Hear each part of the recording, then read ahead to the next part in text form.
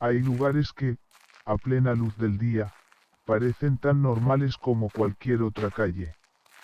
Pero en cuanto cae el sol, basta con pasar por allí para sentir que alguien está justo detrás de tu hombro, respirándote suavemente en la nuca, con un frío tan intenso que te entumece la espalda poco a poco. La cruz de las 5 calles del Perro Negro es exactamente un lugar así. Justo en aquella esquina donde se cruzan los 5 caminos, hay una casa marcada con el número 47, tan barata que resulta absurda. A cualquiera le basta con ver el precio para saber que algo anda mal. Pero lo extraño es que nadie ha conseguido vivir en esa casa más de 7 noches. La gente del barrio se pasa la historia de boca en boca. Esa casa no está embrujada, sino que ella misma es una boca hambrienta, esperando a que alguien entre para tragárselo.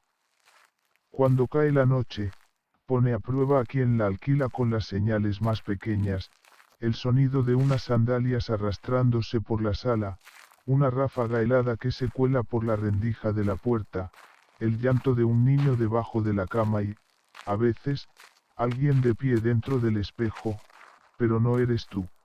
Cuanto más tiempo permanece alguien allí, más intenta la casa tocar a quien la habita. A algunos los llaman por su nombre a las 3 de la madrugada, otros ven una sombra roja colgando del techo, otros son arrastrados bajo las baldosas. Y hay quienes, apenas cierran los ojos, descubren que ya no están durmiendo solos. 7 personas, 7 historias distintas. No se conocían entre sí, pero todas cometieron el mismo error, alquilar justamente la casa que los estaba esperando para ponerlos a prueba.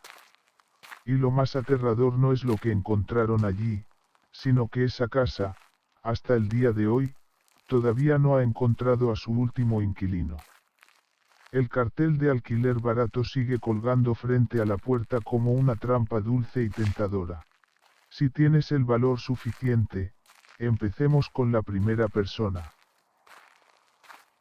Primera historia, el arrastrar de las sandalias en la noche y el pie que no pertenecía a nadie. Pablo, estudiante de 3er año de ingeniería informática, nunca había creído en cosas sobrenaturales. Él solo creía en las fechas de entrega, en pasar lista y en esas noches interminables de trabajo en las que volvía a casa cuando ya todo estaba oscuro. Por eso, cuando vio aquella casa en la cruz de las 5 calles del Perro Negro con un alquiler que costaba apenas la mitad de lo que pagaba en su vieja pensión, no lo pensó demasiado. La dueña le dijo, sin rodeos: si puedes quedarte, quédate. Si no, avísame pronto para devolverte el depósito. Su voz era plana, y su mirada se desviaba un poco, como si no quisiera dar más explicaciones. La casa estaba metida al fondo de un callejón estrecho. De día no se veía tan mal, paredes viejas, pintura descascarada, un poco oscura, pero seguía siendo una casa normal. Solo que, cuando Pablo metió la moto, sintió de pronto un escalofrío, como si alguien hubiera estado justo detrás de él unos segundos antes. Pero enseguida lo dejó pasar. Pensó que estaba alucinando por tantas noches de trabajo. La primera noche, Pablo durmió en la sala porque vivía solo y apenas tenía un viejo colchón tendido directamente sobre el suelo. Cerca de las 2 de la madrugada, se despertó sobresaltado por un sonido muy leve, como el roce de unas sandalias arrastrándose sobre las baldosas. Ras, ras, ras. Cada paso se alargaba con una regularidad insoportable, empezando desde la puerta principal y avanzando lentamente hacia el centro de la casa. Al principio, Pablo creyó que seguía soñando.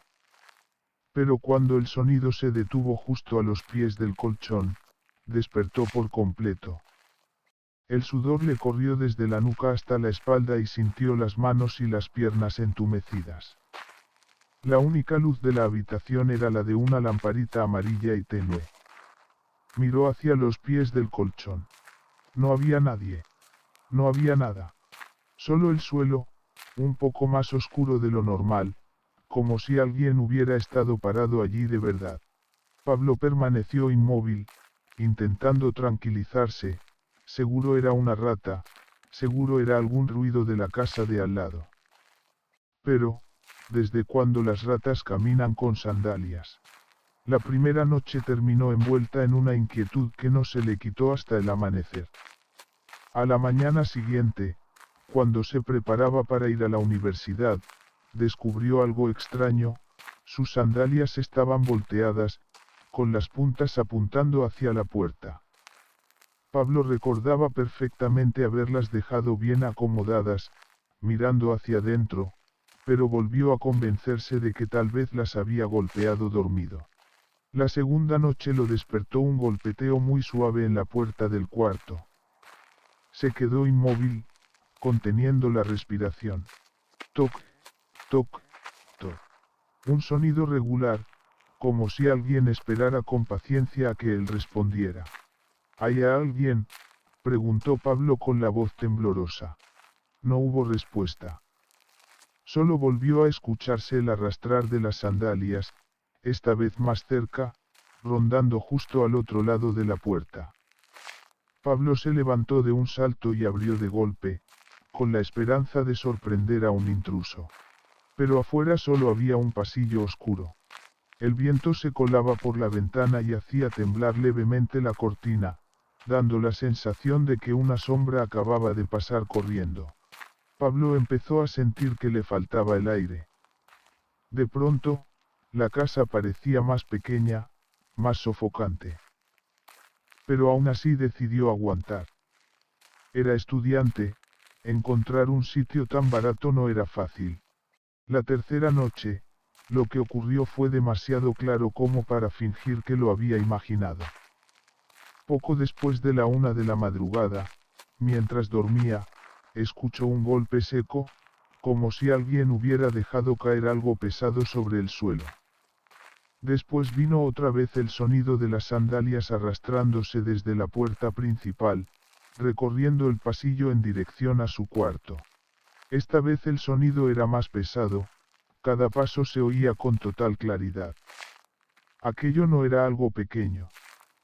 Avanzaba paso a paso, sin prisa, sin pausa, como alguien acostumbrado a caminar por esa casa desde hacía mucho tiempo. Pablo quedó rígido sobre el colchón, con los ojos apenas abiertos bajo la manta fina. El arrastrar se detuvo justo frente a la puerta del cuarto, igual que en las 2 noches anteriores. Pero esta vez hubo algo más, una respiración ronca, larga, húmeda, entrecortada. Pablo sentía con total claridad que aquello estaba de pie frente a la puerta, mirando hacia adentro, a pocos metros de él. Todo estaba en silencio. Solo esa respiración era real, demasiado real. Después, de golpe, cesó. Pablo afinó el oído. El corazón le golpeaba tan fuerte que parecía escuchar la sangre latiéndole dentro del pecho. Y justo cuando creyó que todo había terminado, por la rendija bajo la puerta, un espacio que no llegaba ni a un palmo, asomó un pie. Un pie negro, sucio, con uñas largas como garras. Se movía despacio, tanteando, como si buscara la dirección del cuerpo vivo que había dentro. Pablo se tapó la boca con las 2 manos para no gritar. Aquel pie rozó el suelo y empezó a deslizarse de un lado a otro bajo la puerta, como si alguien se hubiera agachado hasta quedar pegado al piso para mirar hacia adentro. Pablo se encogió, subió las rodillas y se cubrió la boca. Sentía que el corazón estaba a punto de estallarle. El pie se detuvo justo en el centro de la rendija, y luego se retiró. El sonido de las sandalias volvió a oírse, alejándose poco a poco hasta desaparecer. A la mañana siguiente, Pablo ya no se atrevió ni a mirar la puerta del cuarto. Cogió una chaqueta y tapó la rendija, como si con eso pudiera impedir que aquella cosa regresara. Pero al volver de clase por la tarde, vio que sus sandalias estaban otra vez volteadas, apuntando hacia la salida. Y no solo eso, justo frente a la puerta del cuarto había una larga marca negra en el suelo, como barro arrastrado, con la forma de una huella que se hubiera deslizado. En la cuarta noche, Pablo decidió dejar todas las luces encendidas.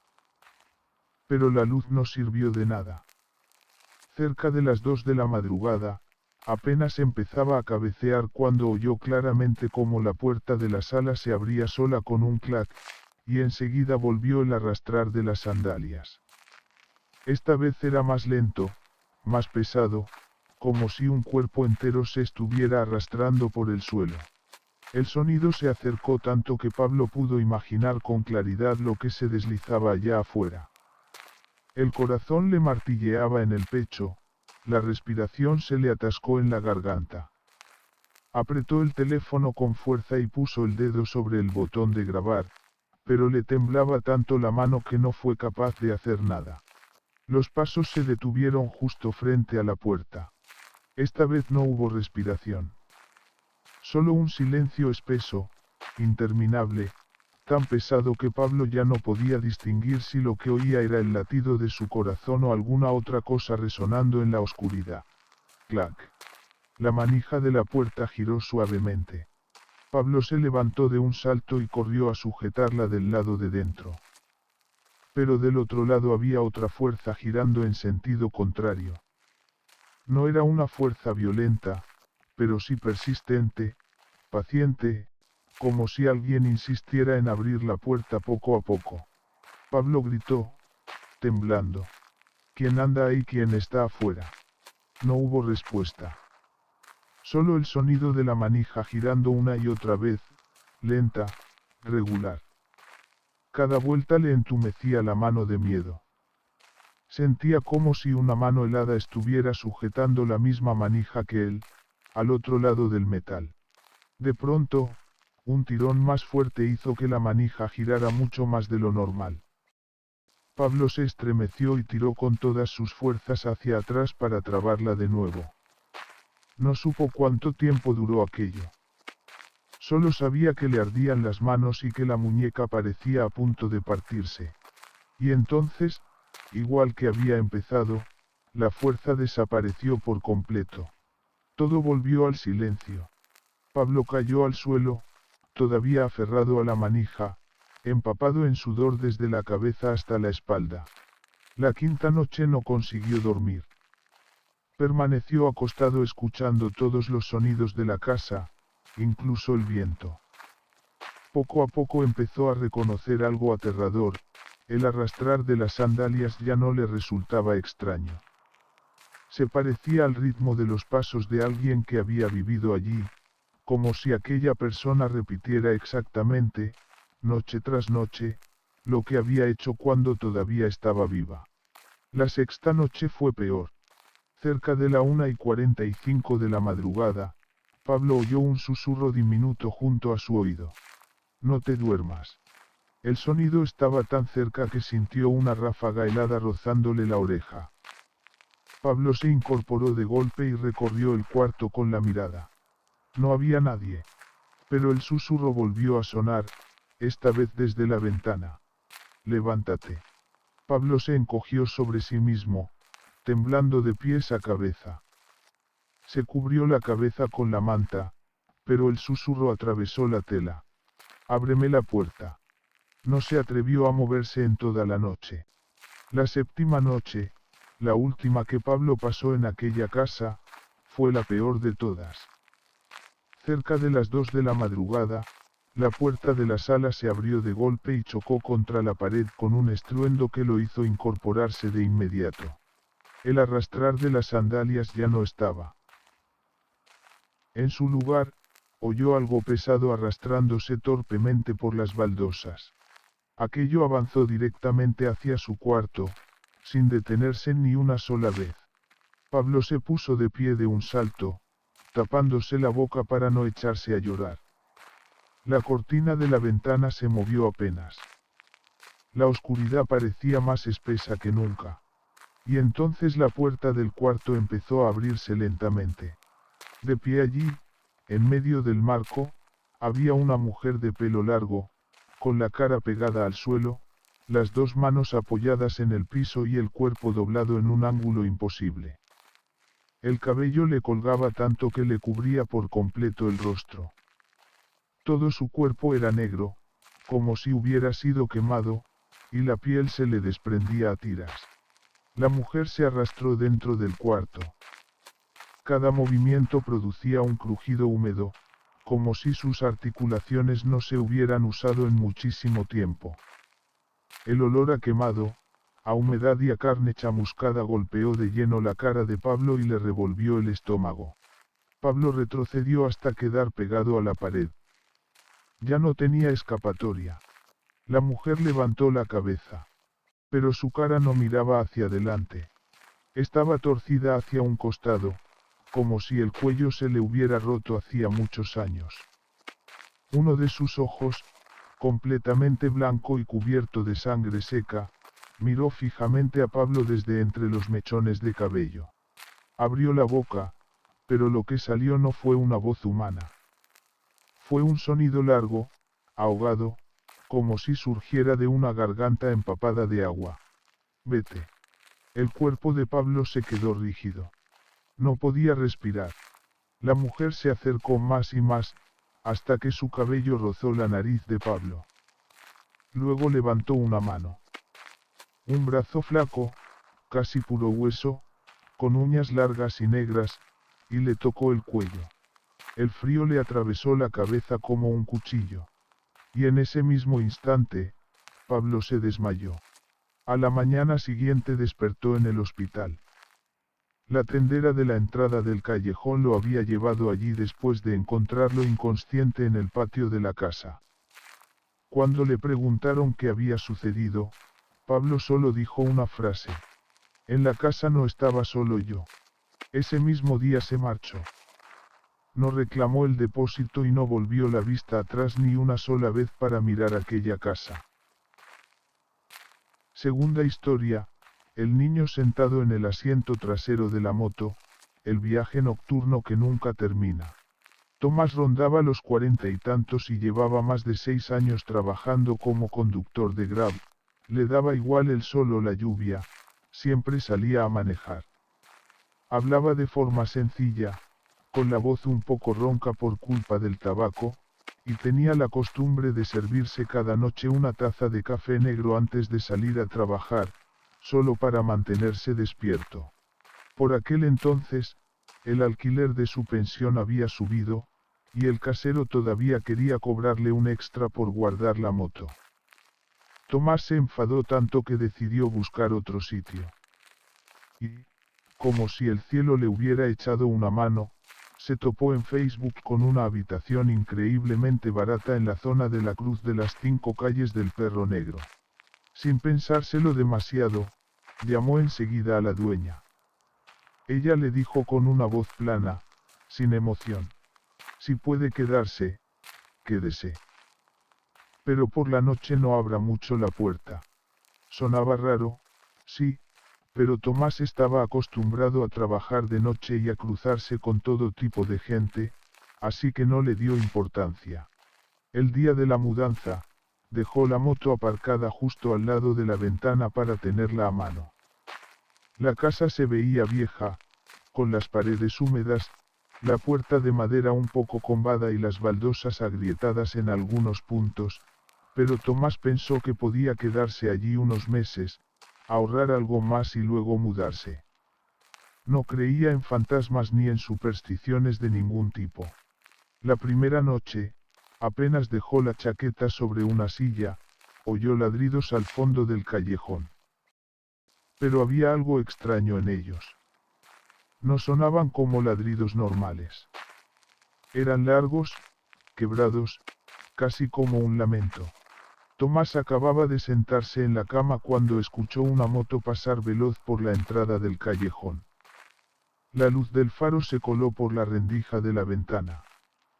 Pensó que sería algún vecino regresando tarde, así que no le prestó atención. Pero en cuanto se acostó y cerró los ojos unos minutos, oyó un toc, toc, toc contra el espejo de la moto que había dejado junto a la ventana.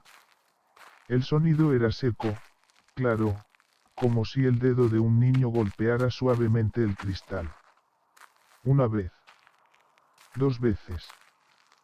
3 veces. Siempre con el mismo ritmo. Tomás se incorporó de golpe y miró por la ventana, pero no vio a nadie. El viento movía apenas la cortina, aunque él sabía perfectamente que aquel golpeteo no lo había provocado el aire. Ya era muy tarde. Intentó tranquilizarse diciéndose que quizá un gato se había subido a la moto. Pensó eso y volvió a acostarse. La segunda noche, las cosas comenzaron a ponerse más extrañas. Cerca de las 2 de la madrugada, Tomás estaba tumbado cuando oyó que las luces de la moto se encendían en el patio. Una luz blanca golpeó directamente la pared de la casa, tan intensa que llegó a colarse hasta la ventana del cuarto. Tomás frunció el ceño, molesto. ¿Quién demonios está encendiendo las luces de mi moto? Salió disparado hacia la puerta. La moto seguía allí, inmóvil. Las luces estaban apagadas. No había nadie alrededor de la casa. Solo un frío helado que le recorrió la columna vertebral. Cuando volvió a entrar, oyó llorar a un niño. Era un llanto ahogado, doloroso, que salía de debajo de la cama. Tomás se quedó clavado en el sitio. El frío le bajó de golpe hasta las piernas. Pero él era un hombre curtido por los años de trabajo nocturno, no iba a asustarse por cualquier cosa. Se agachó y miró debajo de la cama. No había nada. Ni una persona. Ni un niño. Solo oscuridad y un poco de polvo flotando bajo la luz del cuarto. Pero el llanto seguía allí, como si estuviera tendido justo en el suelo, rozándole las pantorrillas. Era un gemido largo, desgarrado, que a veces bajaba y a veces subía, como si estuviera llamando a alguien. Fue entonces cuando Tomás comprendió que aquel sonido no venía de fuera. Estaba dentro del cuarto. Allí mismo. Como si una criatura diminuta estuviera encogida a sus pies, llorando hasta estremecerse entera. Tomás tragó saliva y preguntó con voz ronca. ¿Quién anda ahí? El llanto cesó de golpe. Y entonces, algo salió arrastrándose desde debajo de la cama. No era humano. No era un animal. Una sombra negra, baja y alargada, se deslizó pegada al suelo. Se movía muy despacio, con una ligereza insoportable, como si arrastrara un cuerpo herido. Tomás retrocedió de golpe, se golpeó la espalda contra la pared y empezó a jadear. La sombra se detuvo al llegar al borde de la cama, y luego se desvaneció, como si nunca hubiera existido. Aquella noche, Tomás dejó todas las luces encendidas y permaneció sentado hasta el amanecer. La tercera noche fue todavía peor. Cerca de la 1 de la madrugada, mientras estaba acostado, oyó unos golpes suaves contra el espejo retrovisor de su moto. Esta vez ya no eran toques leves, sino golpes más fuertes, como los de un niño travieso empeñado en llamar la atención. Toc. Toc. Toc. Toc. El eco resonó dentro del cuarto y dejó a Tomás inmóvil. Se levantó, caminó hasta la ventana y apartó la cortina. Y entonces lo vio con claridad, una silueta pequeñísima, con forma de niño, parada junto a la moto, con el brazo levantado golpeando el cristal. Pero aquella mano era demasiado larga, demasiado huesuda. Y lo peor de todo era que el niño no tenía cabeza. Tomás salió despedido hacia atrás y se golpeó con fuerza contra la pared. Cuando volvió a mirar, la figura había desaparecido. La cuarta noche, Tomás estaba ya agotado, pero fue precisamente esa noche la que jamás pudo olvidar. Cerca de las 3 de la madrugada, la luz del cuarto empezó a parpadear sin parar.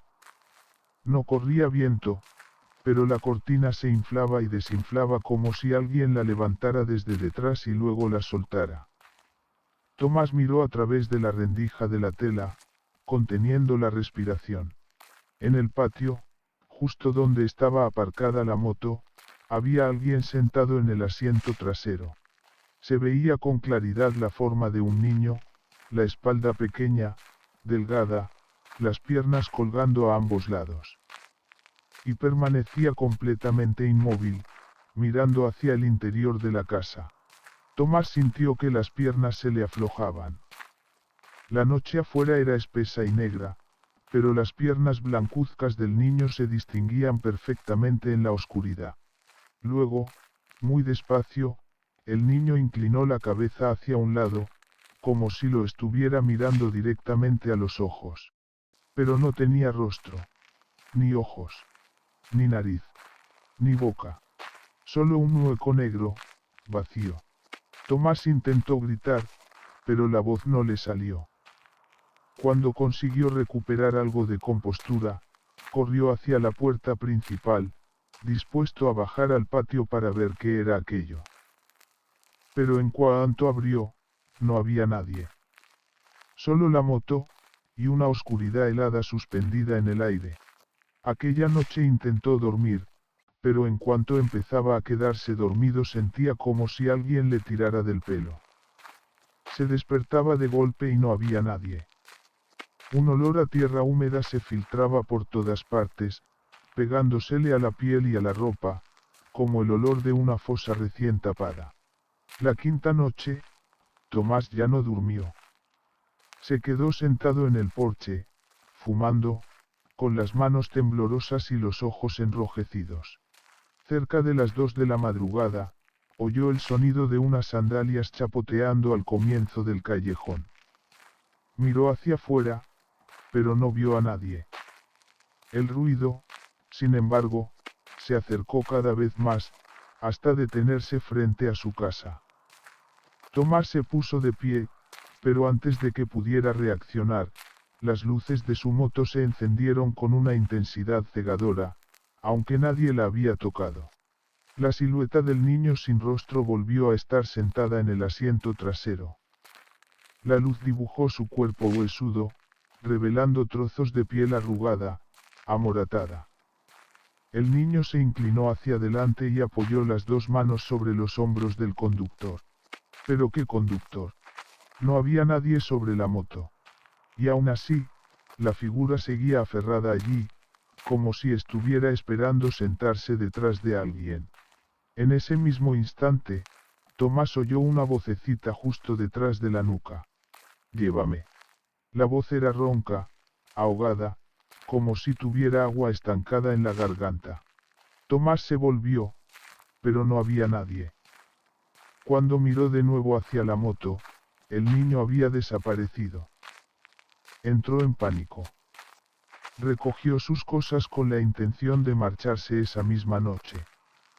Pero en cuanto cerró la puerta, oyó el motor de su propia moto arrancar solo. El motor rugía, acompañado por una risa infantil. Una risa aguda, deformada, como si saliera desde dentro del maletero de la moto. Tomás salió corriendo y trató de apagar el motor, pero la moto no se apagó. La risa seguía sonando.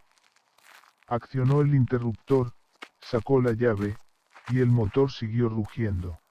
Tomás estuvo a punto de echarse a llorar. En medio del bramido del motor, la risa del niño se transformó en una voz. «Solo dame una vuelta». Aquella frase le erizó toda la piel. Sintió como si algo invisible le apretara el pecho hasta asfixiarlo.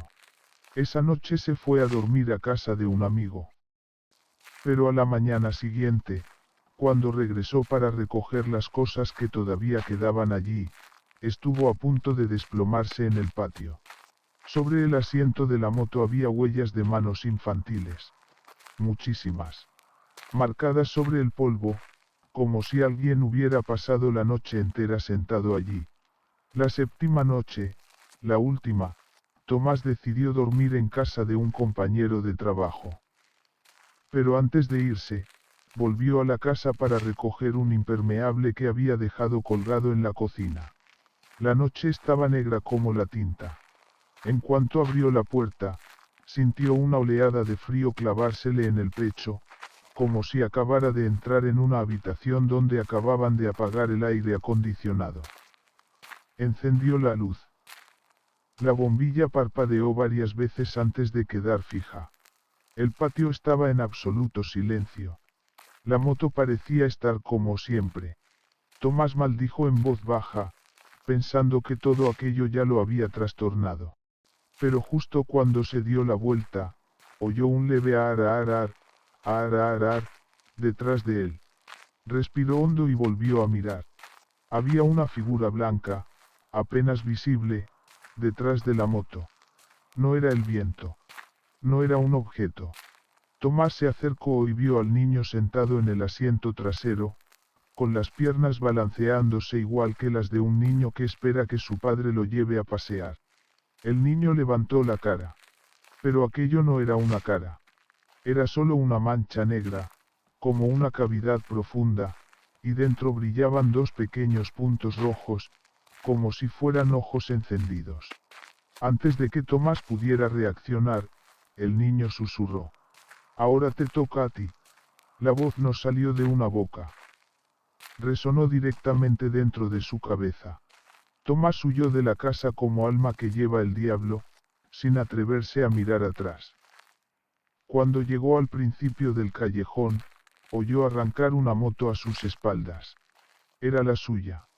Escuchó el acelerón brutal, como si alguien estuviera retorciendo el puño del gas hasta el fondo. Y luego estalló la risa del niño, rebotando por todo el callejón. Vamos, señor, váyase conmigo. Tomás dejó atrás la moto, sus cosas, el depósito, todo. Y salió corriendo de aquel lugar sin volver la vista atrás ni una sola vez. Tiempo después, cuando contó lo ocurrido, solo dijo una frase. Prefiero ir andando todos los días antes que volver a vivir con esa cosa. No quería que la llevaran a dar una vuelta, quería sentarse por última vez detrás de alguien. Tercera historia, el espejo que no pertenece al presente. Valeria era el tipo de persona que vivía con lógica, limpieza y un punto de obsesión por el orden. Trabajaba 8 horas al día en una oficina y, al llegar por la noche, lo único que quería era abrazar a su gata Sal y tumbarse a ver una película. Por aquel entonces, el alquiler de su vieja pensión había subido y, además, el casero había impuesto una docena de normas nuevas. Así que Valeria decidió buscar otro sitio. Cuando vio aquella casita en la cruz de las 5 calles del Perro Negro, con un precio inesperadamente barato, solo pensó que era una ganga y se mudó de inmediato, sin pensárselo demasiado. El mismo primer día de la mudanza, Sal, la gata tricolor que solía vivir felizmente tumbada en el sofá, arqueó de repente el lomo, erizó todo el pelo del cuerpo y se quedó mirando fijamente a un rincón vacío de la casa, donde no había nada más que oscuridad. También empezó a bufar sin parar, con un sonido bajo y áspero. Era el tipo de ruido que un gato solo hace cuando percibe algo que considera una amenaza. Valeria se agachó, le acarició el lomo e intentó tranquilizarla. No pasa nada, es una casa nueva, solo huele distinto. Pero al tocarle la espalda sintió como si hubiera rozado un bloque de hielo. El pelo de la gata estaba erizado, los ojos muy abiertos, las pupilas dilatadas, como si estuviera frente a una criatura viva. Valeria siguió la dirección de la mirada de Sal, pero no vio nada. Solo una pared manchada y desconchada, bañada por una luz amarilla y débil que caía sobre las baldosas grises. La primera noche, Valeria dejó todas las luces de la casa encendidas porque se sentía un poco inquieta. Pero cerca de las 3 de la madrugada, Sal dio un salto desde los pies de la cama, corrió directamente hacia la sala y se detuvo en seco frente a aquel rincón oscuro, lanzando un bufido largo, como si alguien estuviera allí mismo y Valeria no pudiera verlo. Valeria sintió un escalofrío, pero se convenció de que tal vez el gato había oído algún ratón. Aún así, desde el segundo día, todo empezó a salirse del terreno de lo que podía explicarse con lógica. La segunda noche, mientras Valeria lavaba los platos, Sal estaba sentada sobre la mesa del comedor, con la mirada clavada en la pared de enfrente, donde colgaba un espejo rectangular que Valeria había instalado esa misma mañana. El espejo parecía completamente normal. Tenía el marco viejo y la superficie un poco opaca. Lo había comprado barato en una tienda de segunda mano cerca de casa. Pero en cuanto Valeria alzó la vista hacia el espejo, vio una sombra borrosa de pie justo detrás de ella, dentro de la cocina. Era una figura muy alta, de hombros angulosos, con el pelo largo cubriéndole toda la cara. Valeria se giró bruscamente. No había nadie. La cocina estaba vacía. Cuando volvió a mirar el espejo, la sombra también había desaparecido. Solo quedaba su propio reflejo, pero la expresión de su rostro resultaba extraña. Se parecía a ella y, al mismo tiempo, no era ella. Como si la mujer del espejo la estuviera observando con una mirada distinta. Valeria retrocedió, con el corazón golpeándole el pecho. Sal, en ese momento, levantó la cola y salió huyendo hacia la sala. No fue la reacción típica de un gato asustado por un ruido. Corrió como si algo la persiguiera. La tercera noche, cerca de las 3 de la madrugada, justo a la hora en que Sal solía reaccionar de aquella forma extraña, Valeria oyó un clac, clac muy suave que venía de la sala. Era un sonido regular, como si alguien estuviera rascando la pared con las uñas. Con las manos temblorosas, encendió la lamparita de noche y escuchó. El sonido volvió a oírse. Esta vez más claro. Se levantó y caminó muy despacio hacia afuera. En cuanto miró el espejo colgado en la pared de la sala, estuvo a punto de gritar. Dentro del espejo había una mujer de pie, pegada a la pared, de espaldas a ella. Llevaba el pelo largo, un vestido blanco, y la espalda ligeramente encorvada. Pero en la sala real no había nadie. Valeria miró el espejo y luego miró la habitación. Las dos imágenes no coincidían en absoluto. La mujer del reflejo empezó a girar lentamente la cara. Pero aquel movimiento no ocurría fuera del espejo, solo ocurría dentro del reflejo. Cuando el rostro de la mujer hubo girado hasta la mitad, Valeria sintió que el corazón se le desplomaba hasta los pies. Aquel rostro era negro, vacío, sin ojos, sin nariz, con una sola boca desgarrada que se abría hasta casi las orejas. Esa boca empezó a moverse como si estuviera diciendo algo, pero no salió ningún sonido. Valeria retrocedió, tropezó con la pata de una mesa y estuvo a punto de caer. Cuando volvió a encender la luz con más fuerza, la imagen del espejo desapareció. Solo quedaba ella, temblando, con el rostro pálido como el papel. Durante toda aquella noche no se atrevió a dormir. Permaneció sentada, mirando fijamente el espejo, con miedo de apartar la vista y descubrir que aquella cosa estaba detrás de ella. A la mañana siguiente quiso descolgar el espejo. Pero pasó algo extraño, la superficie estaba helada, como hielo puro. En cuanto Valeria la tocó, sintió como si hubiera puesto la mano sobre un cadáver. El cuarto día, todo superó el límite de lo soportable. Mientras se secaba el pelo, una sombra blanca cruzó de repente detrás de ella en el espejo. Valeria se volvió de golpe, pero no había nadie. Sin embargo, cuando se agachó para recoger el secador que se le había caído, oyó un suspiro largo y débil justo en la nuca. Se quedó paralizada. Sintió un aire helado, como si alguien acabara de acercar la boca a su cuello para exhalar sobre su piel. Se volvió con un estremecimiento, el pelo se le pegaba a la cara por el sudor. No había nadie. El espejo, frente a ella, empezó entonces a empañarse, como si desde dentro empujara una capa de vapor. Y luego, con el dedo de alguien invisible, apareció una frase escrita sobre la superficie. Mi madre está detrás de ti. Valeria rompió a llorar y salió corriendo del baño. En ese momento, Sal estaba encogida en una esquina, soltando pequeños silbidos, sin apartar los ojos del espejo. Pero la quinta noche fue la verdaderamente espantosa.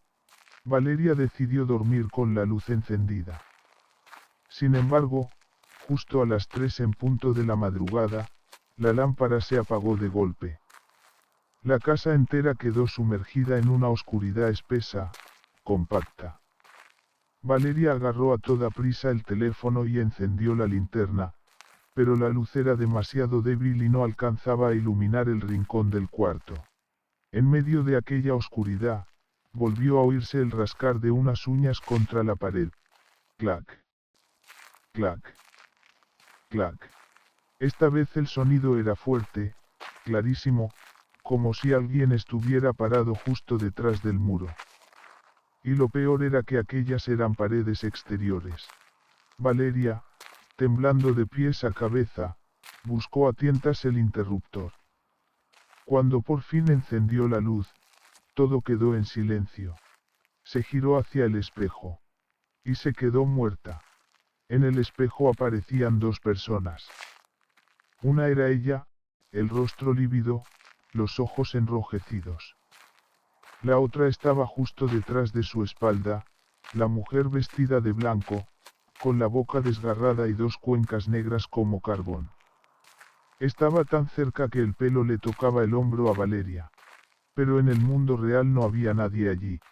Valeria gritó y lanzó el reloj directamente contra el espejo. El cristal se resquebrajó en parte, formando grietas retorcidas como una telaraña. Pero lo que casi la hizo desmayarse fue ver que de esas grietas empezaba a brotar una sustancia negra. No eran trozos de cristal. No era polvo. Era un líquido espeso, viscoso, que se deslizaba por el espejo y goteaba sobre el suelo como tinta. Valeria entró en pánico. Quiso salir de la casa de inmediato, pero en cuanto abrió la puerta de la sala, un viento helado entró desde el callejón y la luz volvió a apagarse. En aquel instante de oscuridad total, oyó muchas voces susurrando, como si una multitud entera estuviera rodeándola. El murmullo fue tomando forma hasta convertirse en una frase clara. No mires el espejo. Valeria se dio la vuelta por puro reflejo. Y ese fue su peor error. El espejo roto ya no reflejaba su imagen. Reflejaba otra habitación. Una habitación completamente distinta. Oscura, con el suelo de tierra fría, como si la superficie del espejo se hubiera abierto hacia otro lugar. Dentro de ese otro sitio, la mujer de blanco avanzaba arrastrándose sobre las cuatro extremidades, con la cara pegada al suelo y la boca abierta, desgarrada hasta el cuello. Se arrastraba directamente hacia el espejo, hacia Valeria. Valeria gritó y se pegó a la pared. El espejo empezó a temblar, como una puerta a punto de estallar. Una mano huesuda apareció entre las grietas, como si intentara salir del cristal. Las uñas rasparon el borde del espejo con un sonido chirriante y espantoso. Clac. Clac. Clac. Capas enteras del espejo empezaron a desprenderse, trozos que caían como si fueran piel arrancada. Valeria no pudo hacer otra cosa que esconderse en un rincón y abrazar con fuerza a Sal. La gata temblaba sin control, enterrándose contra su cuerpo. Finalmente, el tubo fluorescente volvió a encenderse de golpe. El espejo dejó de vibrar, la figura desapareció. Todo regresó a la normalidad. Pero las manchas negras seguían extendidas sobre el suelo como prueba de que aquello no había sido un sueño. La sexta noche, Valeria ya ni siquiera intentó dormir. Se quedó vigilando el espejo, con los ojos rojos por la falta de sueño. Pero cuanto más tiempo lo observaba, más parecía cambiar. A veces veía su cara deformada, como si fuera de goma. A veces veía que el espacio detrás de ella se veía más oscuro en el espejo que en la realidad. A veces veía una sombra pasar a sus espaldas, pero al girarse no había nadie.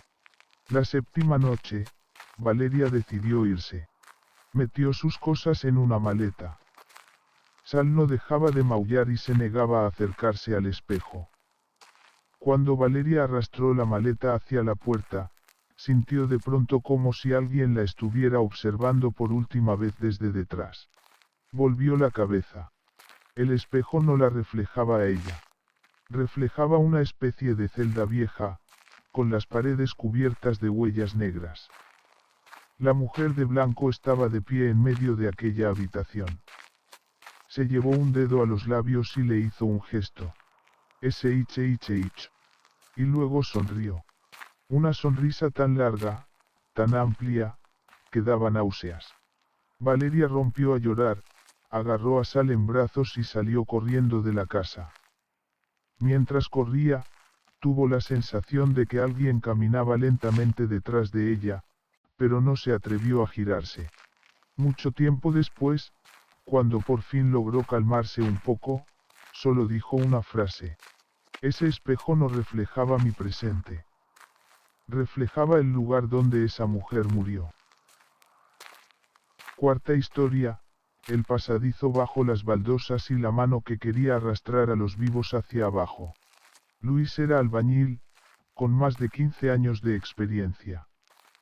Tenía el cuerpo fuerte, el rostro siempre cubierto de una fina capa de polvo y ese olor a sol y viento de quien vive entre obras y cemento. Para él, los fantasmas eran solo historias para contar entre cervezas, nunca algo real. Luis vivía casi siempre en la obra y solo de vez en cuando volvía a la pensión para descansar unos días. Por esa época estaban reparando la instalación eléctrica del edificio donde trabajaba, así que necesitaba un lugar donde quedarse una semana. Un amigo le habló de una casa en la Cruz de las 5 calles del Perro Negro, barata, amueblada, un poco vieja, pero suficiente. A Luis le bastó escuchar que era barata para decidirse al instante. El primer día que se mudó, notó que el suelo se hundía apenas un poco en la parte central de la sala. Al pisarlo, se oía un sonido sordo, hueco, distinto al del resto de las baldosas. Por su oficio, Luis pensó que no era nada grave, solo una parte del suelo mal asentada. Casa vieja, cosas de casas viejas, se dijo. La primera noche extendió el colchón y se acostó justo en medio de la sala porque allí corría más fresco. Cerca de la medianoche, oyó un boom apagado, como si alguien golpeara suavemente desde debajo de las baldosas, justo bajo el lugar donde él estaba acostado. Luis abrió los ojos y frunció el ceño, molesto. Pensó que tal vez una rata se había metido bajo el suelo, así que golpeó el piso con la palma de la mano. ¡Bum! Pero el sonido de abajo continuó, constante, con el ritmo exacto de una mano humana golpeando desde debajo. Luis frunció más el ceño. Aquello no sonaba a rata. No sonaba a tierra cediendo. Sonaba como si viniera de un piso inferior, solo que aquella casa no tenía sótano.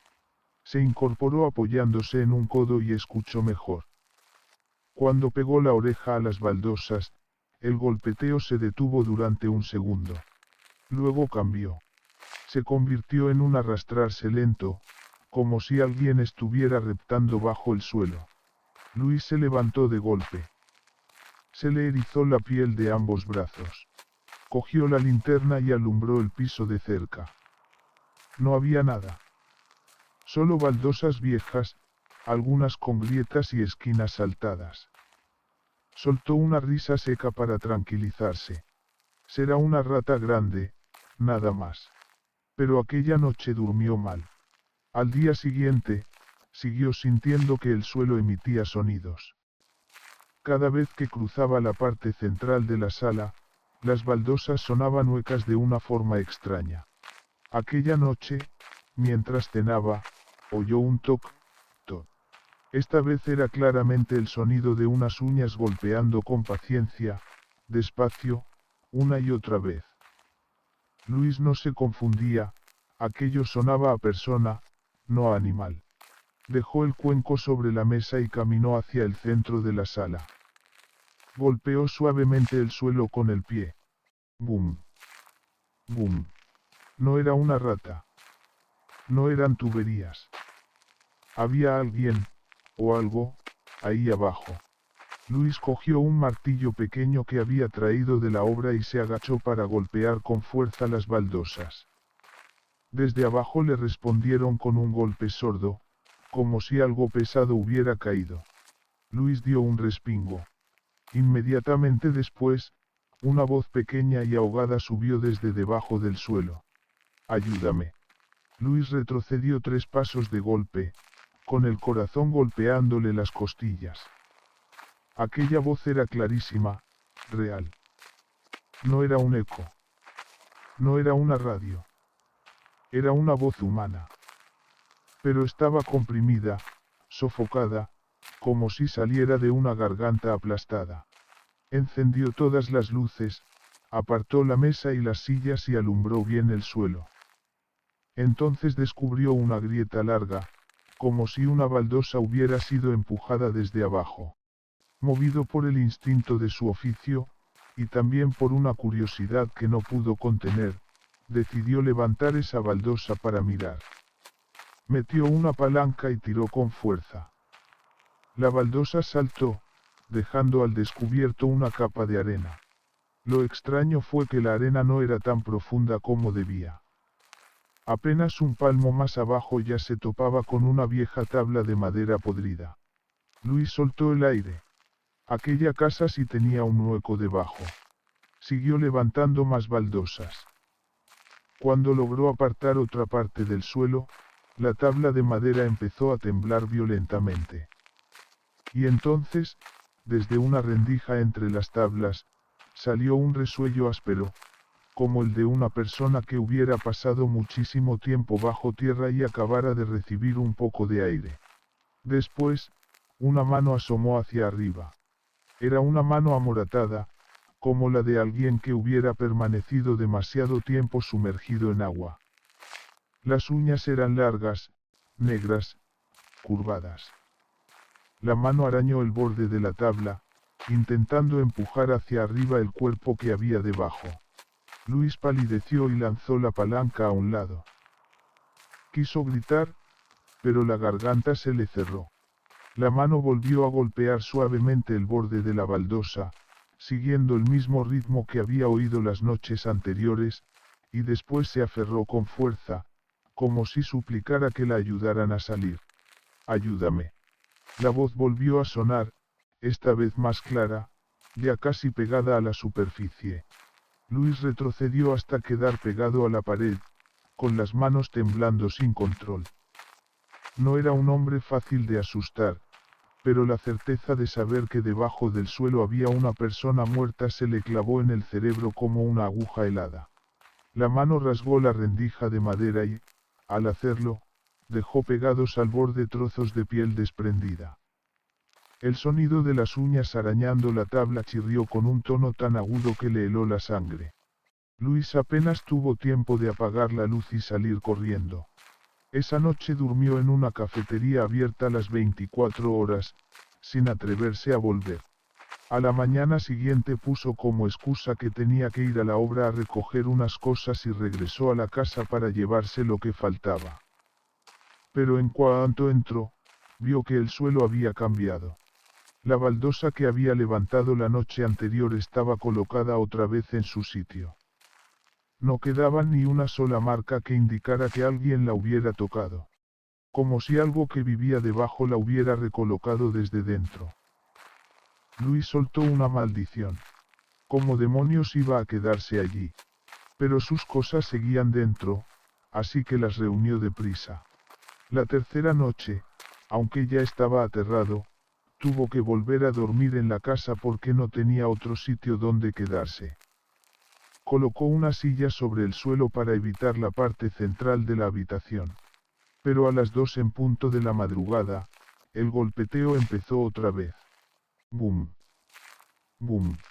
Luego vinieron los arañazos. Luego la respiración. Y después una voz tan leve como un soplo de aire. No te vayas. Luis se tapó entero con la manta. Pero entonces sintió algo que le heló la sangre de verdad. El suelo estaba temblando.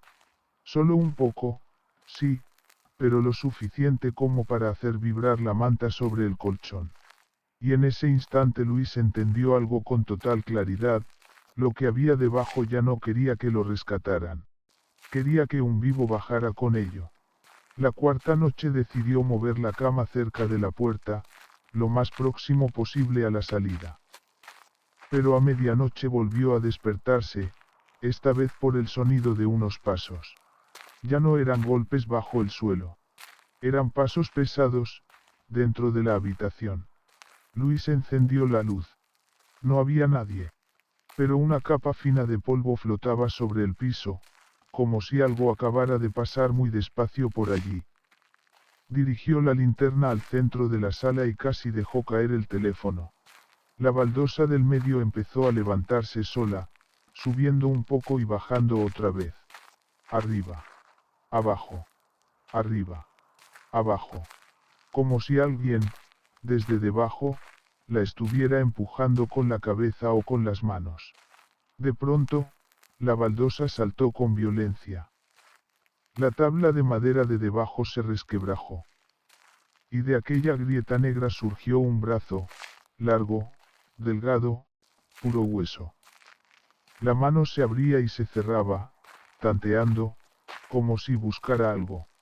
Luis retrocedió hasta la pared, queriendo gritar, pero sin poder hacerlo.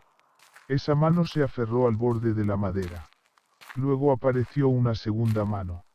Las dos manos se agarraron al suelo y tiraron con tanta fuerza que la tabla se partió en pedazos y se levantó a tiras.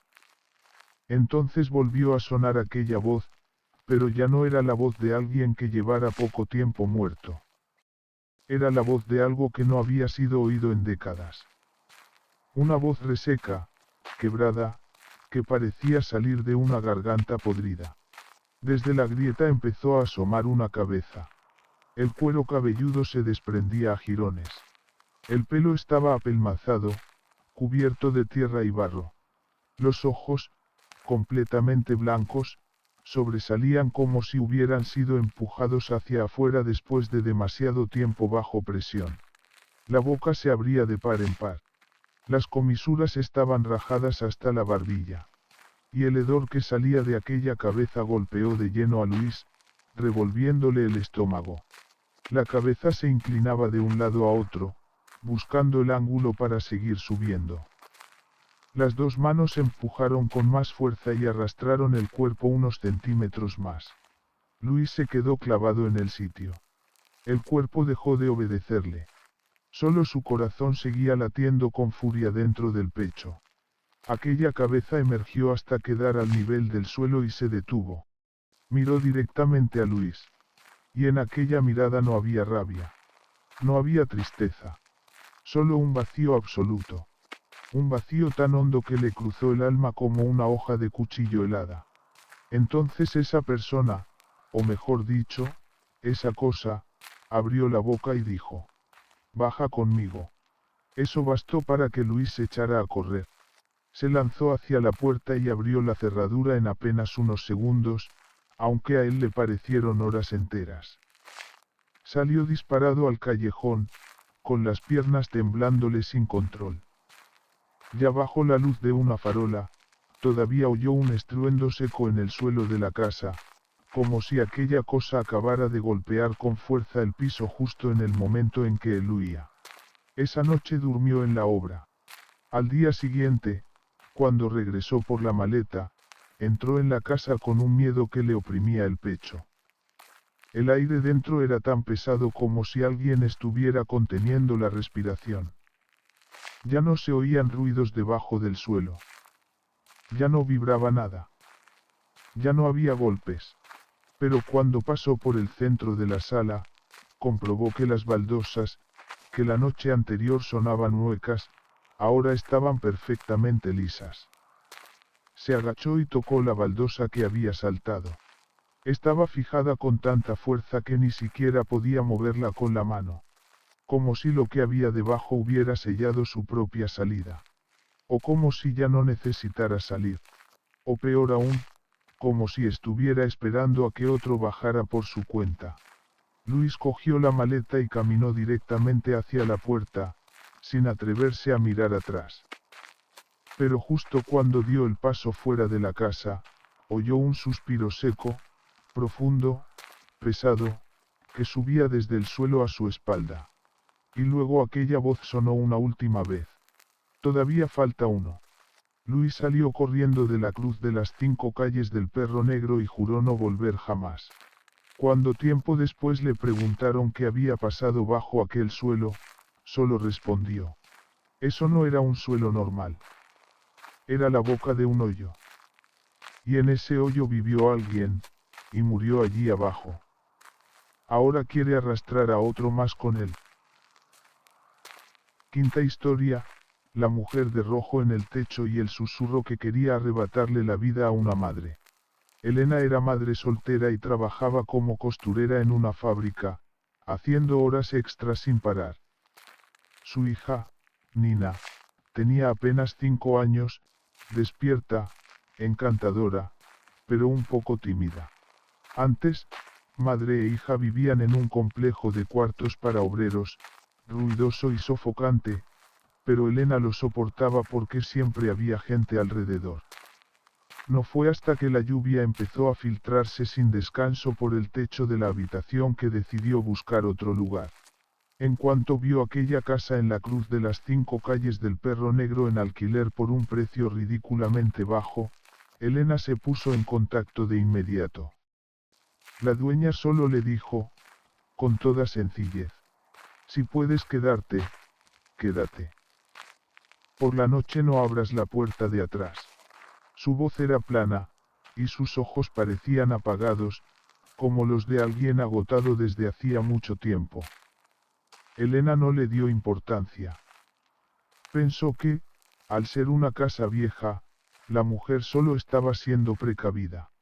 El primer día de la mudanza, Nina corrió por la sala y de pronto se quedó quieta, mirando hacia el techo.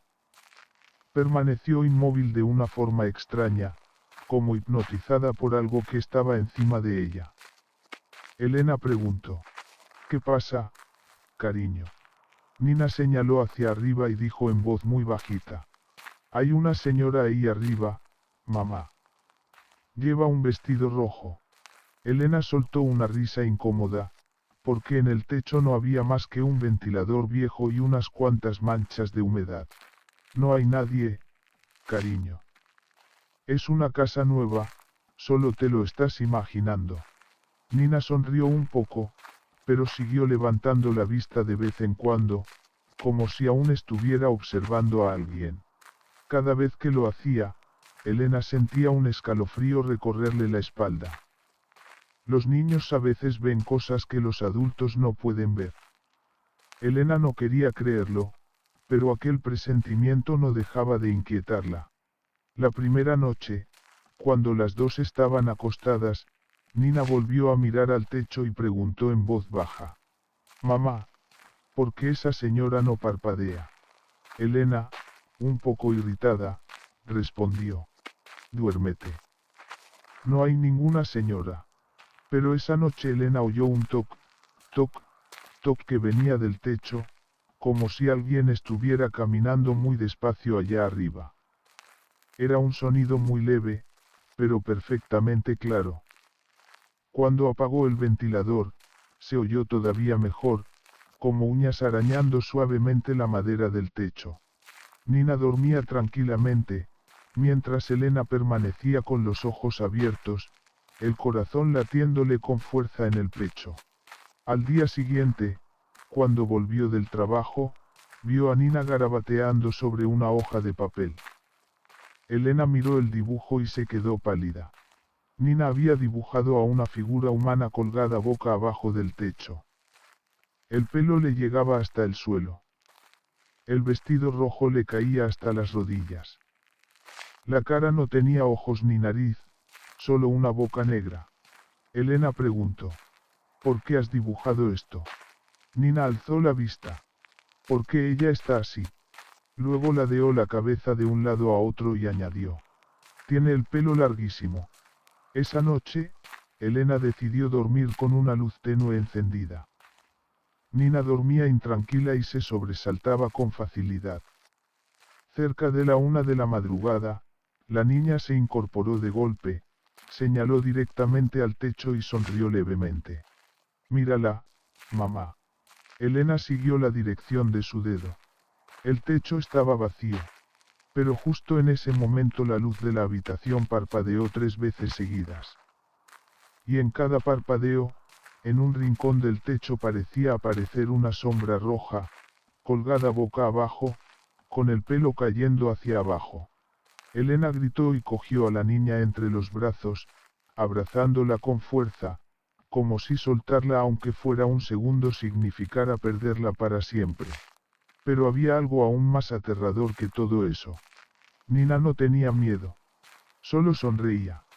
Al tercer día, Elena empezó a notar corrientes frías en lugares muy extraños de la casa. Justo en la puerta del baño. Junto al estante de la cocina. Y sobre todo debajo del techo, exactamente en el lugar hacia donde Nina solía mirar. Cada vez que pasaba por allí, la piel de los brazos se le erizaba, como si alguien estuviera justo sobre su cabeza, mirándola desde arriba. Esa noche, mientras cenaban, Nina dejó el cuenco sobre la mesa y dijo: Mamá, la señora dice que le caigo bien. Elena se quedó inmóvil. ¿Quién dice eso? La señora del vestido rojo. Dice que quiere jugar conmigo. Elena intentó sonreír, pero ya tenía el rostro pálido. No digas tonterías. ¿Qué señora? Nina inclinó la cabeza. Está justo detrás de ti, mamá. Elena se quedó rígida.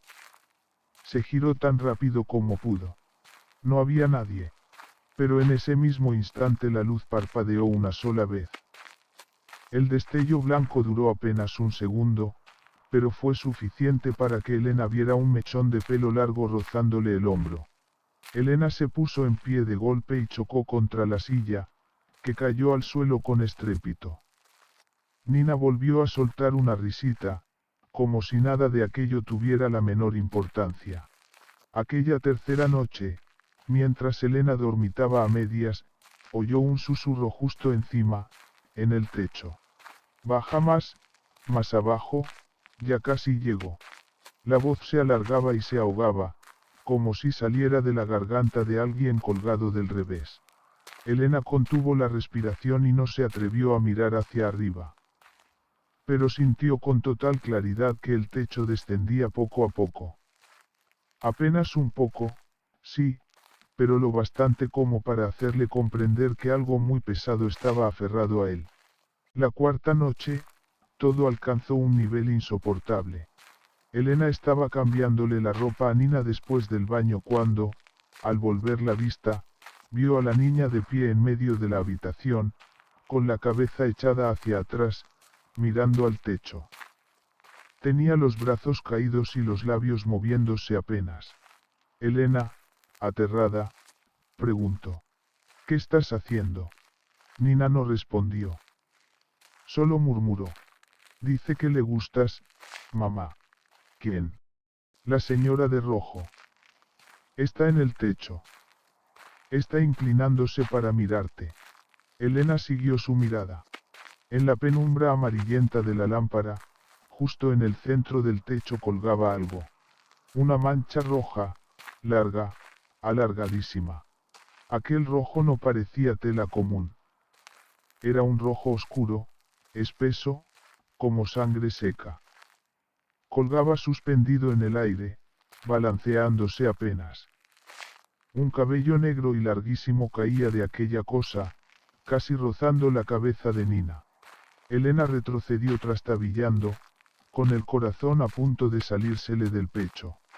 Pero Nina soltó una risita suave hacia aquello. Dice que quiere que mamá se quede aquí conmigo siempre, para que ya no tenga que ir a trabajar. Elena rompió a llorar. No digas eso, por favor. Nina inclinó la cabeza, sin dejar de mirar a la cosa suspendida del techo. Dice que, si mamá se muere, entonces podrá quedarse aquí conmigo para siempre. Elena gritó, agarró a su hija y corrió a encerrarse en el cuarto. Aquella noche ninguna de las dos durmió. La bombilla no dejaba de parpadear, y cada vez que volvía a encenderse, Elena veía que la sombra roja del techo había bajado unos centímetros más. Al quinto día, Elena decidió que tenía que encontrar la forma de abandonar aquella casa. Pero antes de que pudiera hacerlo, Nina empezó a comportarse de una manera cada vez más extraña. La niña se sentaba sola a jugar, pero sus labios no dejaban de murmurar. Señora, no bajes todavía, déjame jugar un poco más con mamá, no le hagas daño. Cada una de aquellas frases era como una cuchillada en el pecho de Elena. Empezó a sentir que ya no era la única persona que estaba educando a su hija. Había alguien más metiéndose entre las dos. Esa noche, mientras Elena lavaba los platos, oyó de pronto un toc toc toc que venía del techo.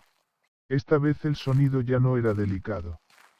Era rápido, fuerte, frenético, como si alguien estuviera arrastrándose con locura allá arriba. Elena salió corriendo hacia la sala y casi cayó de rodillas al suelo. En el techo, justo en el centro de la habitación, asomaba una cabeza. Una cabeza boca abajo. El pelo largo colgaba recto hacia el suelo.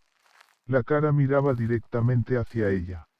La piel era amoratada, los ojos estaban cubiertos de vetas de sangre, la boca se abría de par en par como si hubiera sido rasgada. La mujer del vestido rojo estaba colgada boca abajo del techo. El cuello se doblaba en un ángulo imposible. Sus ojos estaban clavados en Elena.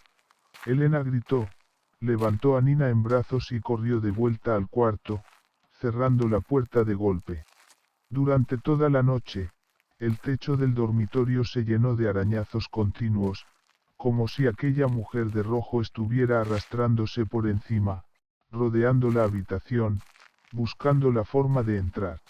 La sexta noche, alrededor de las 2 de la madrugada, Elena despertó porque sintió que el techo estaba más bajo.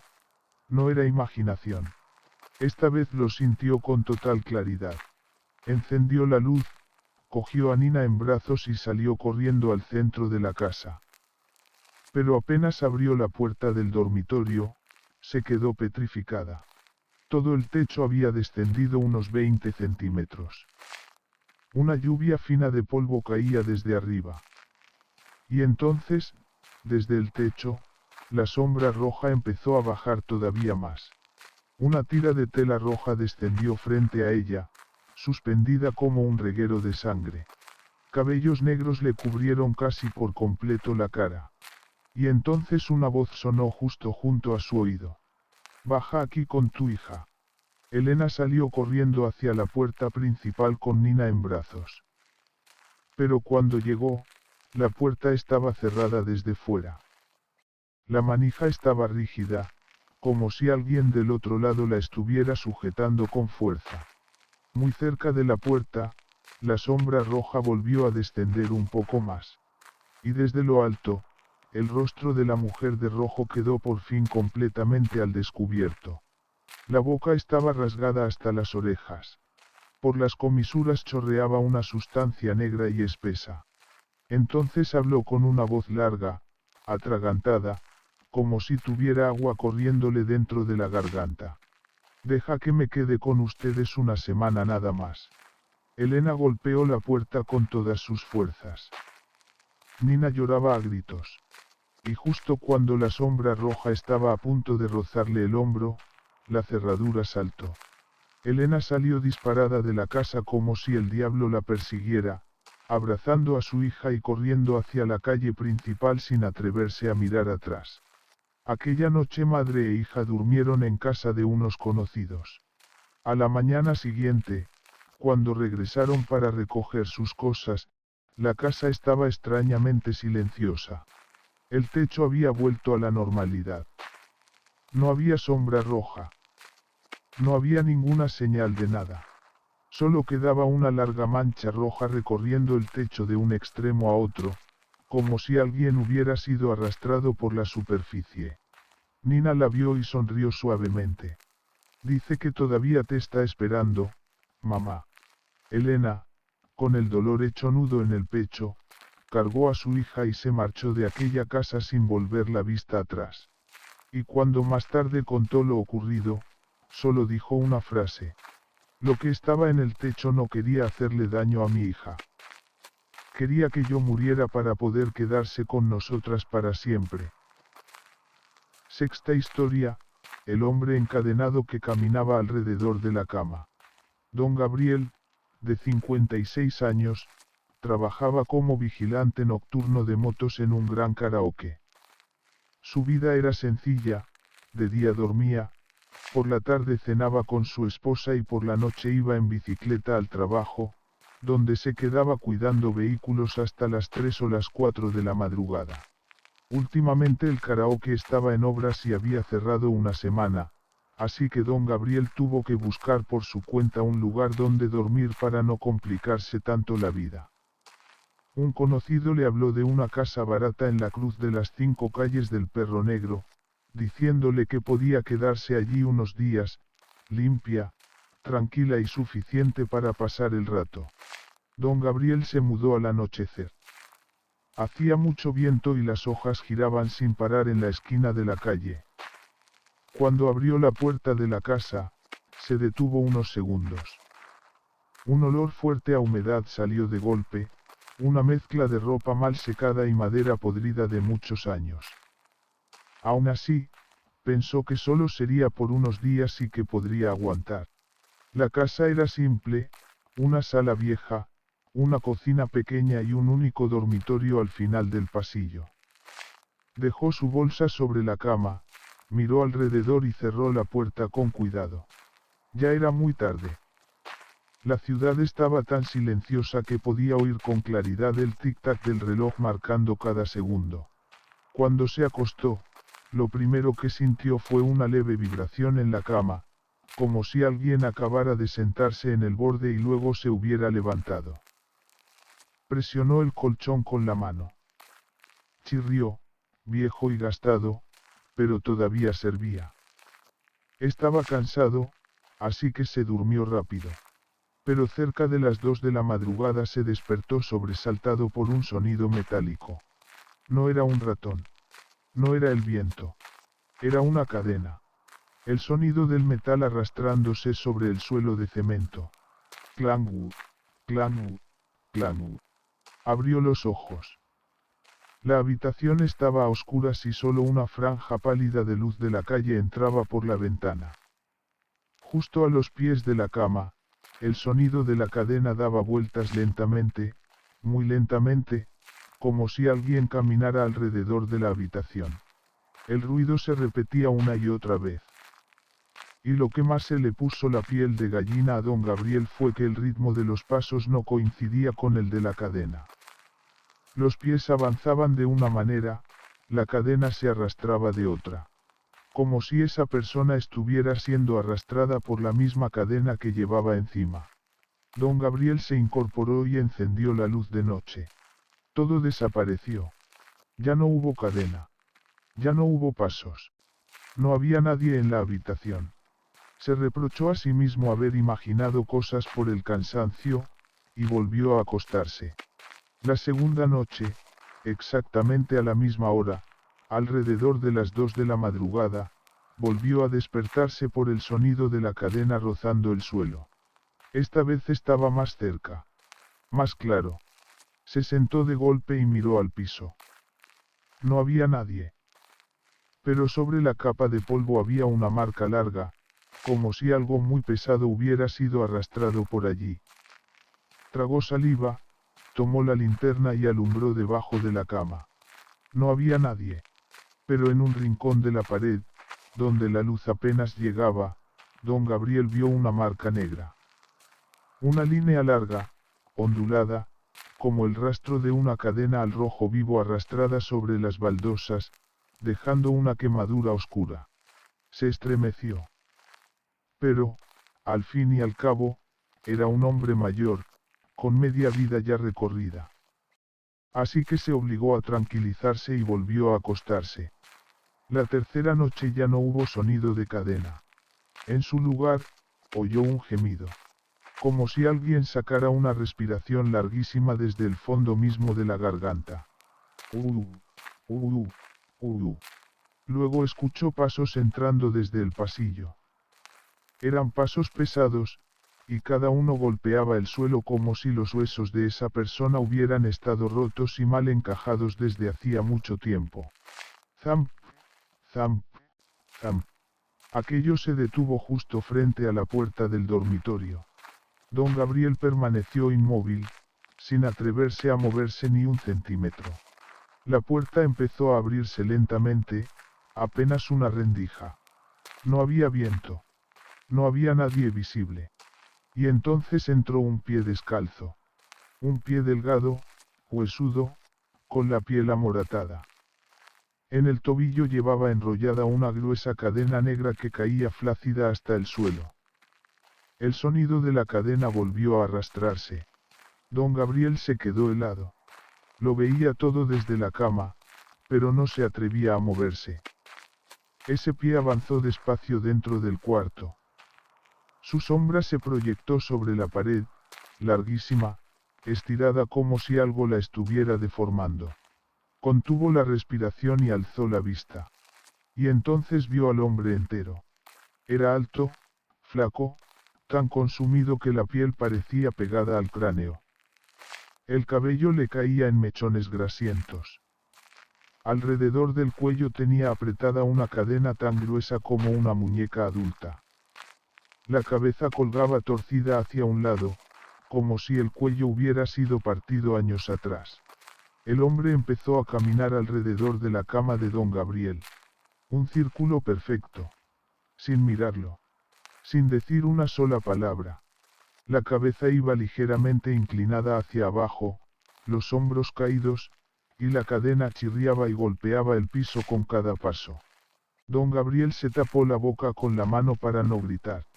Entonces la luz de la habitación se apagó de golpe. La cadena se detuvo justo al lado de la cama.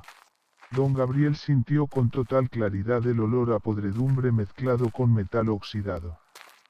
Un olor fuerte, espeso, como si alguien acabara de inclinarse sobre su cara para exhalarlo directamente sobre él. Se quedó inmóvil, con los ojos cerrados con fuerza. Sonó un crujido húmedo, como si los huesos del cuello de alguien se estuvieran girando lentamente hacia él. Y luego una ráfaga helada le sopló junto a la oreja. La voz sonó ahogada, seca, como si el cemento molido pasara a través de una garganta destruida. No te duermas. Don Gabriel se incorporó de un salto, gritó y encendió la luz. No había nadie.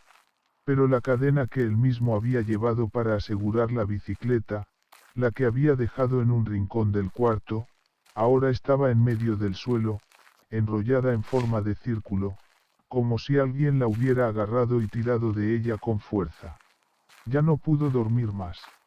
La cuarta noche, cerca de la 1 de la madrugada, cuando empezaba a cabecear, la cama comenzó a temblar suavemente. Luego más fuerte. Luego con violencia, como si alguien estuviera golpeando sin parar desde debajo de la cama. Encendió la luz. En el instante en que el cuarto se iluminó, vio una sombra alta de pie en un rincón. Pero cuando la miró de frente, desapareció. Apagaba la luz, y la sombra volvía. Como si solo existiera en la oscuridad. Esa noche tuvo que dejar la luz encendida hasta el amanecer. Pero lo peor fue que, incluso con todas las luces prendidas, seguía oyendo la cadena acercarse desde el pasillo y detenerse justo frente a la puerta del dormitorio. Algunas noches, el sonido ni siquiera venía del pasillo. Empezaba directamente debajo de la cama. La quinta noche se quedó dormido por agotamiento, cerca de la 1. Pero cuando abrió los ojos, supo enseguida que estaba sufriendo una parálisis del sueño. No podía mover ni un solo músculo. Solo los ojos. Justo sobre su pecho, un rostro amoratado se inclinaba hacia él, tan cerca que casi le tocaba la cara. Las cuencas de los ojos eran profundas y negras, sin rastro de pupilas. La boca estaba abierta de par en par, y de ella colgaba una lengua larga y negruzca. Una vieja cadena le rodeaba el cuello, bajaba por el cuerpo de aquella cosa y se enroscaba también en las dos piernas de don Gabriel, apretando cada vez más. Ese hombre consumido siseó. Baja conmigo. Don Gabriel intentó moverse. Pero cuanto más lo intentaba, más se cerraba la cadena. Oyó con claridad el crujido de sus propios huesos. Justo cuando creyó que iba a asfixiarse, se incorporó de golpe y logró salir de la parálisis. La luz del cuarto seguía encendida. No había nadie. Pero en sus dos piernas habían quedado marcadas unas huellas circulares, enrojecidas e hinchadas, como si la cadena realmente hubiera estado allí. No podía haber sido un sueño. No podía. La sexta noche, don Gabriel decidió encender todas las luces de la casa. No dejó ni una sola apagada. Se sentó en la cabecera de la cama, sin dormir, con los ojos clavados en la puerta del dormitorio. A las 2:30 de la madrugada se fue la luz. Todo quedó sumergido en una oscuridad densa, espesa como alquitrán. De inmediato sonó la cadena desde la sala. Luego desde el pasillo. Luego justo frente a la puerta del dormitorio. La puerta empezó a abrirse muy despacio. Sin hacer el menor ruido. El hombre encadenado entró. Esta vez su cuello ya no estaba torcido. Estaba erguido. Mirando directamente a don Gabriel. Las cuencas de sus ojos eran profundas como pozos secos. La boca, abierta, era una negrura total. Levantó una mano y señaló el suelo frente a don Gabriel, indicándole que se arrodillara. Don Gabriel temblaba de pies a cabeza y trató de retroceder. Pero la cadena a sus pies, la que usaba para asegurar la bicicleta, empezó a moverse sola, reptando hacia arriba hasta enrollarse en su tobillo como una serpiente viva. Gritó. No, no, por Dios, no. El hombre se inclinó sobre él. El olor a muerte le golpeó de lleno la cara. Y habló con una voz como el viento silbando a través de un tubo de hierro. La última vez. Después de decir eso, trepó a la cama y avanzó hacia don Gabriel como una bestia. La cadena chirriaba junto a su oído. El aliento era helado. Cada respiración parecía golpearle de frente en la cara. Y justo en el momento en que aquella cosa extendió la mano hacia su cuello, la luz volvió. Todo desapareció. La cadena cayó al suelo. La puerta del cuarto se cerró de golpe. El aire quedó inmóvil, silencioso, como si nada hubiera pasado jamás. Pero sobre la cama, justo donde esa cosa había estado tendida, quedó una mancha negra, alargada, como la marca dejada por un cadáver en descomposición. La séptima noche, don Gabriel no esperó ni un segundo más. Recogió sus cosas con las manos temblando tanto que apenas podía sujetar la ropa. Pero cuando abrió la puerta para irse, volvió a oír una cadena arrastrándose por última vez. Esta vez no venía del interior de la casa. Estaba justo al otro lado de la puerta. El hombre encadenado bloqueaba la salida. Tenía la cabeza inclinada, y ya no parecía furioso. Solo parecía triste. Triste de una forma tan desesperada que resultaba insoportable. Don Gabriel se quedó clavado en el sitio. Entonces el hombre habló por última vez, con una voz que parecía levantarse desde el polvo del fondo de la tierra. Quédate conmigo, sigo solo, llevo muchísimo tiempo solo. Don Gabriel cerró la puerta de golpe, corrió hacia la parte trasera de la casa y saltó la cerca como un loco. No miró atrás. No se atrevió. Al día siguiente, cuando volvió con un conocido para recoger las pocas cosas que había dejado, la puerta principal ya estaba abierta de par en par. En medio del suelo había un pedazo de cadena. No era la cadena de don Gabriel. Era un fragmento muy viejo, cubierto de óxido rojizo y barro seco. Como si el hombre encadenado se la hubiera quitado y la hubiera dejado allí para él. Y cuando más tarde contó lo sucedido, don Gabriel solo se estremeció y dijo: esa cosa no quería matarme. Quería que me quedara a vivir con ella, como para completar el número. Esa casa cuenta a la gente. Séptima historia, la séptima noche, cuando la casa no quería dejar sobrevivir a nadie. Mila y su novio, Leo, estaban en el último año de universidad. Llevaban 3 años juntos y pensaban irse a vivir bajo el mismo techo para ahorrar gastos y reunir dinero para su proyecto final. Buscaron durante mucho tiempo una habitación o una pensión que les encajara, pero no encontraron nada adecuado. Al final dieron con una pequeña casa en la cruz de las 5 calles del Perro Negro. El alquiler era barato y la casa parecía bastante amplia.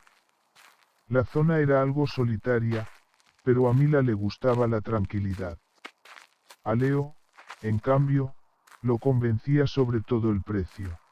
Así que los dos decidieron mudarse, pensando que tendrían 7 días de vacaciones por año nuevo para instalarse con calma. Ya el primer día ocurrió algo extraño. Mientras ambos barrían el dormitorio, Mila oyó que alguien la llamaba por su nombre. Muy bajito. Pero con total claridad. Mila. Ella se volvió hacia Leo y preguntó: ¿me llamaste? Leo negó con la cabeza. No, para nada. Todavía llevo puestos los auriculares. Mila pensó que seguramente había escuchado mal. Pero esa misma noche, cuando ya estaba acostada, volvió a oír aquella voz. Esta vez sonó justo debajo de la almohada, como si alguien estuviera tendido bajo el colchón, acercando la boca a su oído para susurrarle. Mila se incorporó de golpe, respirando con fuerza, y miró debajo de la cama. No había nada más que polvo.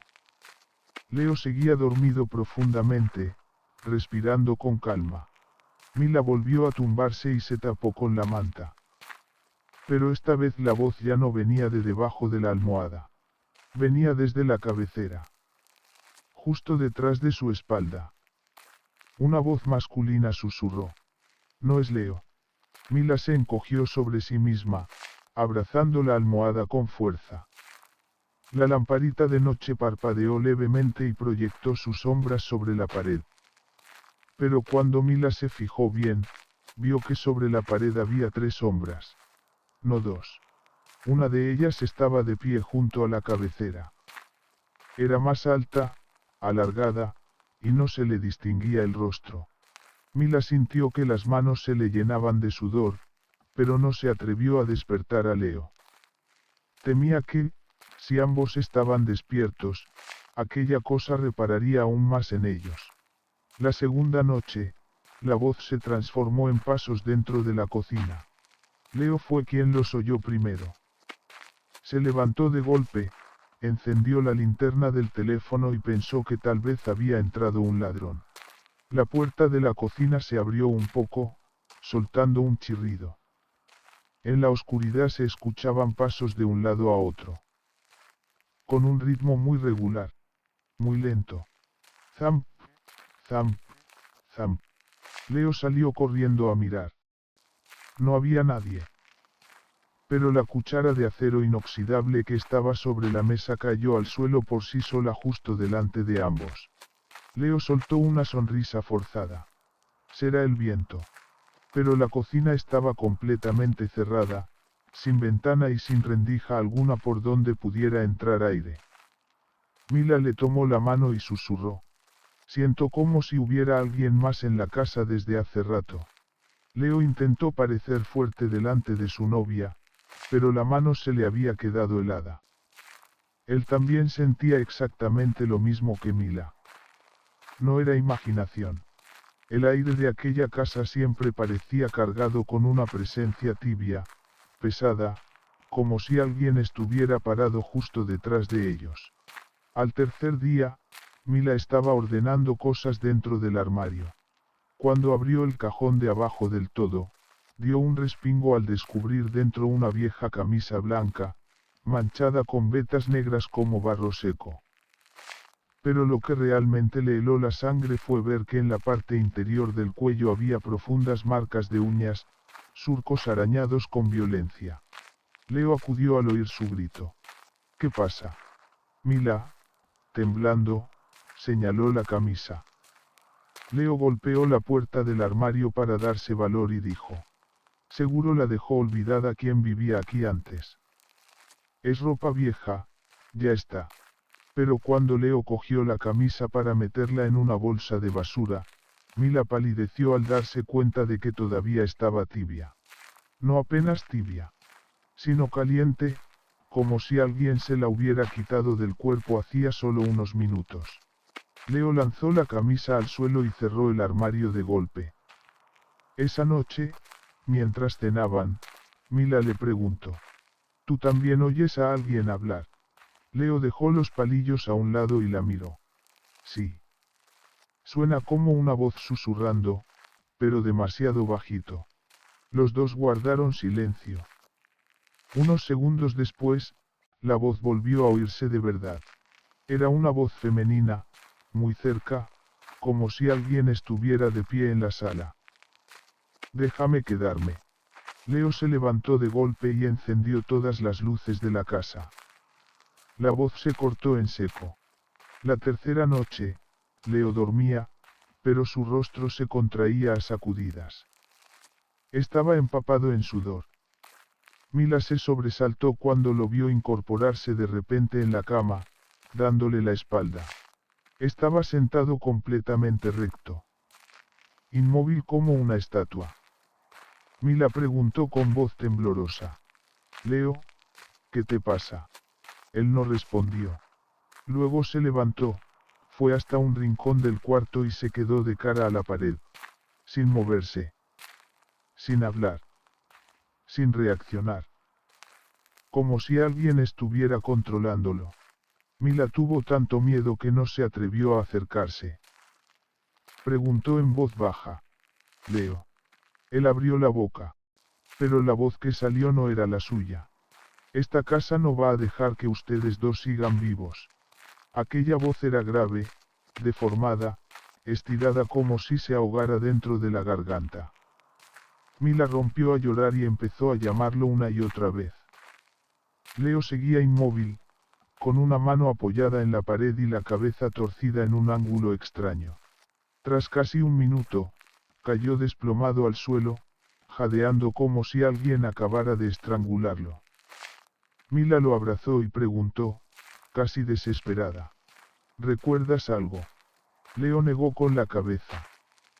Tenía la cara blanca, como si acabara de despertarse de un episodio de sonambulismo.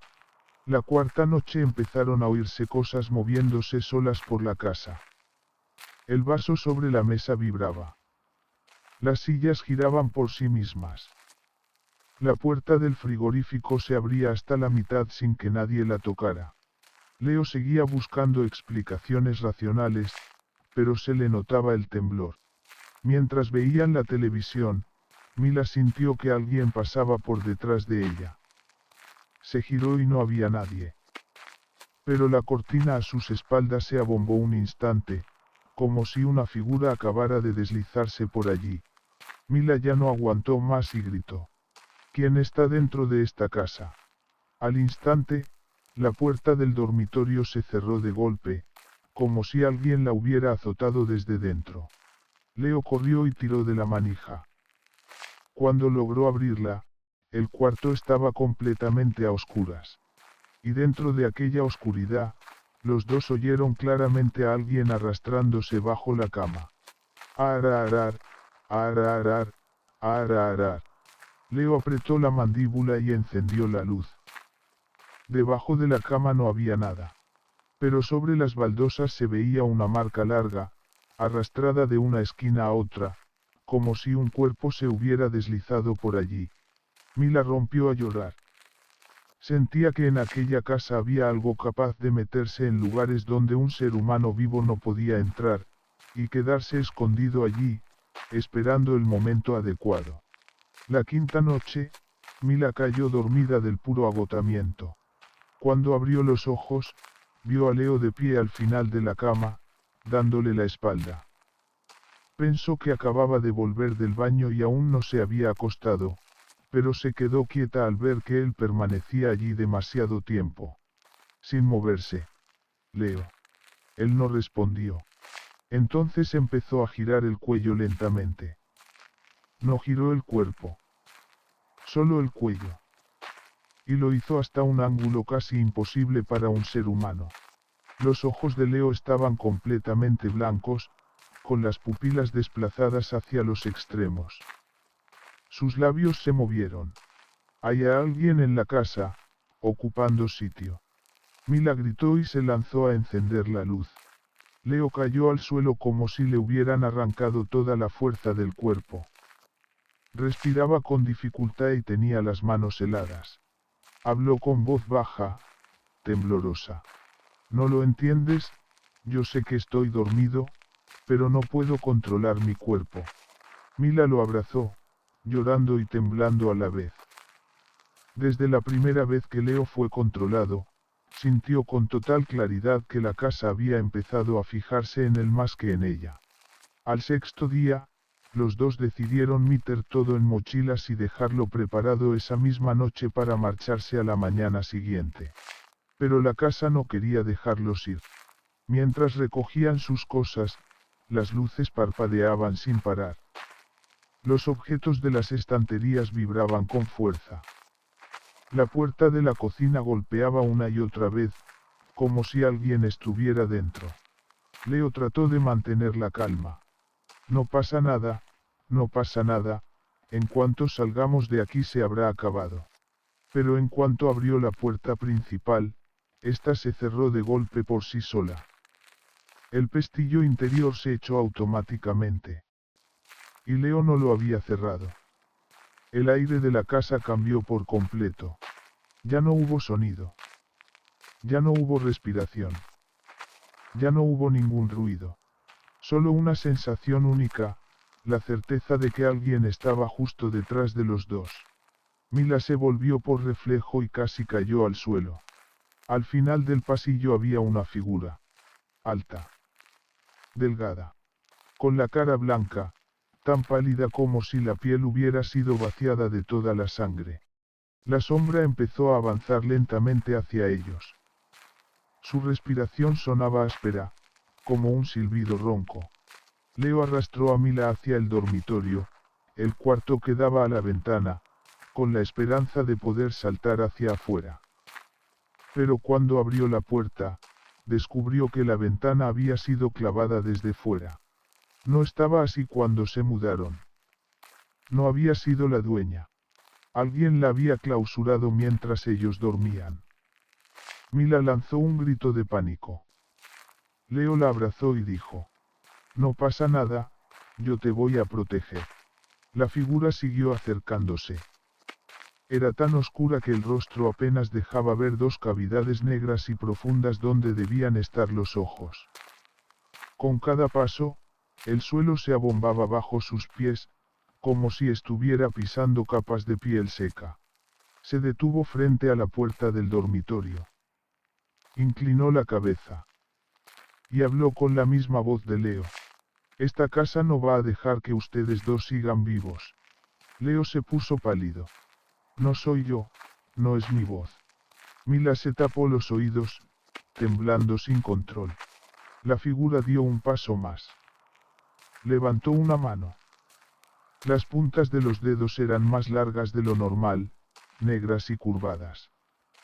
Con cada movimiento se oía un crujido húmedo, como si los huesos de alguien se estuvieran estirando. Leo se colocó delante de Mila. Si vas a hacer algo, házmelo a mí primero. La figura sonrió. Pero aquello no era una sonrisa humana. La boca se le abrió desde un pómulo hasta el otro, estirándose casi hasta las orejas. Luego susurró. Con que uno se quede es suficiente. En el acto, Leo sintió una presión insoportable en el pecho. Le costaba respirar, como si una mano invisible le estuviera apretando el cuello. Cayó de rodillas. Mila se lanzó a abrazarlo, gritando entre lágrimas. No, no te lo lleves, no. La sombra levantó despacio la mano y tocó la pared. El suelo vibró levemente, como si alguien acabara de cruzar desde otra puerta invisible. Y entonces desapareció. Se deshizo en la oscuridad del fondo del pasillo, dejando tras de sí un hueco negro, profundo como un abismo. Los dos no dudaron ni un segundo más.